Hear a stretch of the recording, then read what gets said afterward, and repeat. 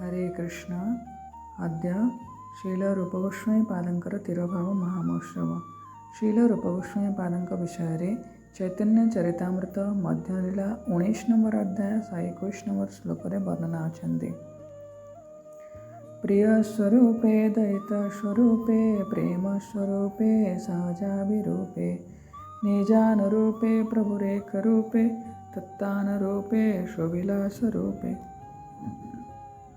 ଅର୍ଥାତ୍ शील रूप गोस्वामी पाद ଯାହାଙ୍କର ଅନ୍ତରଙ୍ଗ ବନ୍ଧୁ ଥିଲେ शील ସ୍ୱରୂପ ଦାମୋଦର।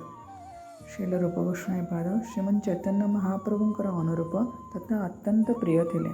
ଶ୍ରୀମନ୍ ଚୈତନ୍ୟ ମହାପ୍ରଭୁଙ୍କର ଦିବ୍ୟ ଉନ୍ମାଦ କୃଷ୍ଣ ପ୍ରେମର ମୂର୍ତ୍ତିମାନ ସ୍ୱରୂପ ଥିଲେ शील रूप गोस्वामी पाद। ସେଥି ନିମନ୍ତେ ସ୍ୱତଃ ସ୍ୱାଭାବିକ ସୌନ୍ଦର୍ଯ୍ୟର ଅଧିକାରୀ ହୋଇଥିଲେ शील रूप गोस्वामी पाद। शील रूप गोस्वामी पाद ଶ୍ରୀମନ୍ ଚୈତନ୍ୟ ମହାପ୍ରଭୁଙ୍କ ଦ୍ୱାରା ପ୍ରଦତ୍ତ ତଥା ନିର୍ଦ୍ଦେଶିତ ଭକ୍ତିର ସମସ୍ତ ନିୟମାବଳୀକୁ ଧ୍ୟାନସ୍ଥ ହୋଇ ଅନୁସରଣ କରିଥିଲେ ଏବଂ ସେ କୃଷ୍ଣ କଥା ବର୍ଣ୍ଣନା କରିବାରେ ଜଣେ ସୁଦକ୍ଷ ଶୁଦ୍ଧ ଭକ୍ତ ଥିଲେ। ଶ୍ରୀମନ୍ ଚୈତନ୍ୟ ମହାପ୍ରଭୁ ସେଥି ନିମନ୍ତେ शील रूप ଗୋସ୍ୱାମୀଙ୍କ ପ୍ରତି ତାଙ୍କର କୃପାର ବାରିଧିକୁ ପ୍ରସାର କରିଥିଲେ, ଯାହାଦ୍ୱାରା ସାରା ସଂସାରରେ ଶୁଦ୍ଧ ଭକ୍ତିର ସାହିତ୍ୟ ସଂରଚନା କରିବାରେ शील रूप गोस्वामी पाद ଜଣେ ଅଗ୍ରଣୀ ଶୁଦ୍ଧ ଭକ୍ତ ରୂପରେ ପ୍ରତିଷ୍ଠିତ ହୋଇପାରିବେ। हरे कृष्ण।